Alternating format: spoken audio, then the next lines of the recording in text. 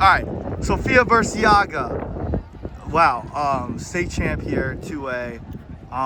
This is, me and you together. This is a unique relationship. Yeah. I'm proud that I was able to be your first pole vault coach. Whatever, I wasn't teaching you anything really that great, but went to Plainfield South last year, transferred to Reed Custer this year. This year though, I know you went through a lot of hardships to get here, a lot of pain. And that ends with a gold medal around your neck here. Just talk about your experience here in the sport and leading you to this moment. I was a gymnast for about 9 years, and it was not a good mental space, so I left and I joined my track team at Plainfield South. And vault was my favorite event, so I wanted to find something similar, and I found out what pole vault was. And I randomly started it, and I realized that it was fun and that it started to give me the same adrenaline that I missed when I was a gymnast. So for a year, I was stuck at 9.6, which I got within 2 months of ever vaulting. And then after I finished my sophomore year, I transferred to Reed Custer to find Bill Zacharias, and now I'm here, pole vault state champion. Yeah, your school, Reed Custer, now has had some great vaulters in the past. Bill has done a great job with vaulters. Just talk about what that has been like over the last year. Of course, you do some stuff with the Rise as well, and you've worked with the Winders in the past. So just talk about that, working with some amazing coaches that understand and know the sport. And the vaults in specific very well. So Bill's daughter won state in, I think, 2015, and he has not had a champion pole vaulter for girls since then. And going to Rise, I went within a month of vaulting to start learning how to correctly vault, and it's brought me so many lessons to learn to be patient, to hit my poles hard. I definitely would not be in the place I was without the Winders, and I would 100% not be champion without Bill. Yeah, a lot. You personally have gone through a lot, just overall throughout the last year. Did you feel like, is this almost like, all right, it's all worth it? Because I know probably there's a lot of nights, that you've had where it's like, is it worth doing this? Like, is it worth being through the pain?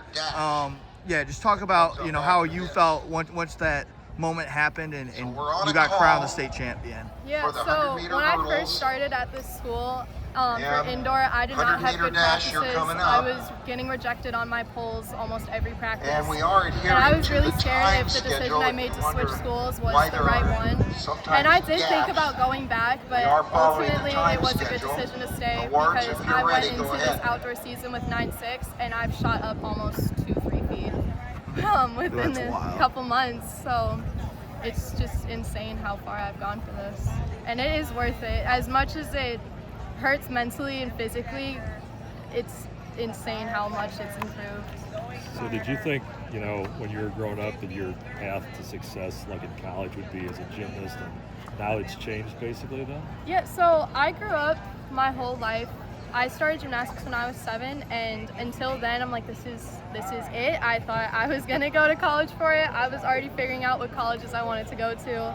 And then my sophomore year in December, 2 weeks before my meet for a gymnast, I quit and I switched to track. And now I think if I met little 7-8-year-old me right now, she'd probably not like this. Vaulting. But me a year ago would not think that I'd be a champion. Like, I thought that I'd be stuck at 9.6, 10 feet till I was a senior. I wouldn't make it in college. Oh, wow. So the fact that I am now, 2A champion is insane to me. And I'm so ready to keep going and see how much higher I can get. What's next? What's next for you after, you said time off. What's next? A lot of time off. I'm going to start training with the Plainfield Pack, and I'm going to start doing some sprint training again.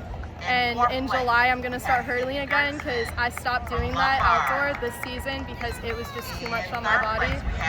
So hopefully a lot of sprint training, a lot of 100-meter hurdles. Hopefully I can get back to being a multi-event athlete because I miss it.